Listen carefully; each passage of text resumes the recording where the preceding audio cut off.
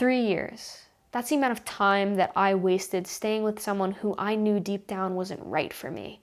But there was nothing wrong with my ex. He checked all the boxes. He was kind and sweet and funny, and he treated me nicely. The problem was that when I thought about why I was with him, I couldn't say this is why. I always went to why not? And asking myself why not was a clear sign that I was settling. And I couldn't leave him the second that I realized this. Over time, I gained that courage, and eventually I did break up with him, and I realized the thing that was missing was that I'm gay. So that would explain it. But all jokes aside, it inspired me to do a deep dive into my psyche and figure out why I feared losing him so much, why I was compelled to not do what I knew deep down in my heart was right for me, and why I didn't do what I knew was going to honor myself. Well, it turns out that I'm not alone. I felt like a shitty partner and a human being, but the reality is that the fear of loss affects our decision-making to a fault, and it's likely happening more than any of us even consciously realize. So I made it a point to learn from that mistake. I made it a point to learn everything that I could about loss, about my personal fear of loss, and the way that it was going to impact the way that I made decisions and ultimately the way that I lived my life. And I wanted to figure out how I could overcome that so that I could become a happier person. Today, I'm going to share all those lessons with you. So let's get started. The concept is called loss aversion. Loss aversion is the tendency for us to prefer avoiding losses to acquiring equivalent gains. Or put more simply, it's why the bad feels more bad than the good feels good. We like winning, but we hate losing. Now, I don't mean losing as in coming in second place, as in losing to someone in this instance. I mean losing as in relinquishing something, as in giving something up. Now, it could be losing a status position, it could be coming in second place, but it also could be breaking up with someone, or being fired from, or quitting a job, or losing money in the stock market. It's basically any time where we are relinquishing something that we once owned. Loss aversion is everywhere, whether or not we realize it. Let's say you're walking down the street and you look down and you see a dollar bill on the floor. You reach down, you pick it up, you look left and right, and you don't see anyone there. You put that dollar bill in the back of your pocket, you carry on with your day, happy that you just happen to find free money on the floor. Then a few seconds later, someone comes running up behind you and says that they actually dropped that money and that it belongs to them, and they ask for it back. That's my dollar. Can I have it back? You begrudgingly pull it out of the back of your pocket, you reluctantly hand it over, and you will end up feeling worse at giving that money back than you would have if you had never found it at all. I like this example because it highlights the fact that loss aversion affects us even in situations where we have little time or emotional commitment. If you just find money on the floor, it's not like you worked for it, it's not like you have any sort of emotional buy-in to it, but it's still so painful to give that money up. Loss aversion is powerful. It's so powerful, in fact, that we can fear loss twice as much as we feel good things, as we feel pleasure. So if I lose $50, it's going to take about $100 for me to feel neutral again. If I have criticism, then I'm going to need a ton more compliments to counteract that. It's why negative emotions are so hard for us to overcome. It's so powerful that I'm left wondering why we experience this in the first place.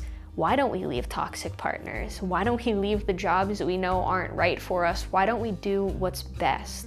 Why are we so afraid to lose? We fear loss for a couple of reasons. First off, it's an innate survival instinct. We naturally respond more powerfully to threats than we do to opportunities. Back in the days where we needed to hunt for our food, if you didn't have that one meal, then yeah, it might put you closer to, let's say, death. But if you had additional meals ready, it doesn't mean that you're gonna live any longer. This is not necessarily a bad thing. It's actually still quite relevant today because we can feel loss that is so disastrous that it's best to avoid it. But in today's day and age, it's few and far between the circumstances where this is actually applicable. We end up actually applying it a lot more than we need to. The other point is that realizing a loss makes it real. The second that you commit to pulling that money out of the stock market or saying that you're going to break up with someone, it makes it real. It's confronting the fact that we failed in some way, that a choice that we made once is no longer serving us, and we already know how hard we will try to avoid feeling loss, so it makes sense why we would try to avoid things that we know we're supposed to do that are honestly best for us. But the fear of losing is misleading us. We think that a lot of things are life and death. We apply very intense mental models to situations and circumstances that honestly are most of the time quite simple and not life-altering. We think that losing something or someone is disastrous when in reality we might need to let go of that hobby or that person if we're going to make space for our life in a way that's going to bring us closer to true happiness. We need to let go of some of the bad in order to make room for the good.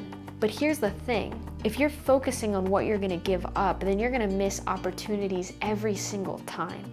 Because when we act out of fear, we're acting irrationally. When we act out of protecting what we know, we're protecting the past, as opposed to being proactive in our lives and trying to honor our futures. If you're looking in the wrong place, if you're behaving in the wrong way, then you're never gonna find whatever it is that you're looking for. I can guarantee you that. So ask yourself what you're really afraid of, because most fears in life aren't of the thing itself. The thing is actually a symbol for an underlying desire that we're afraid isn't gonna be met.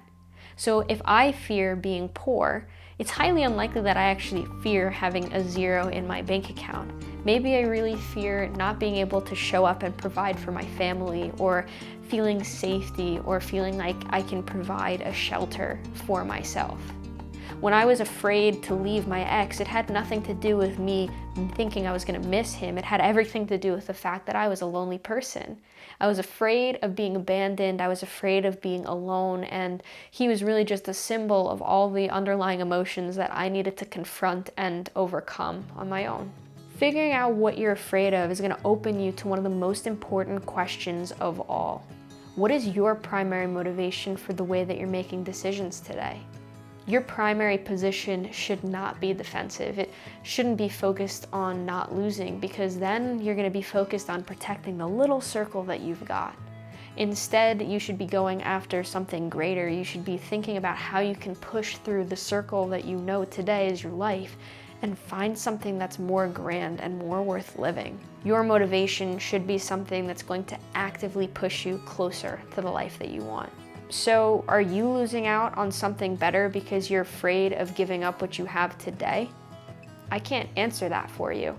But if I know anything about people, it's that we oftentimes accept worse treatment than we deserve. It's not my place to decide if you're settling or if you're settling for the right reasons. But I do hope that you're acting out of the goodness of your heart, that you're making choices today in a way that's gonna honor future you in a way that you deserve. I hope that you're not giving up the great for the good. Thanks for being here. I'll see you next week.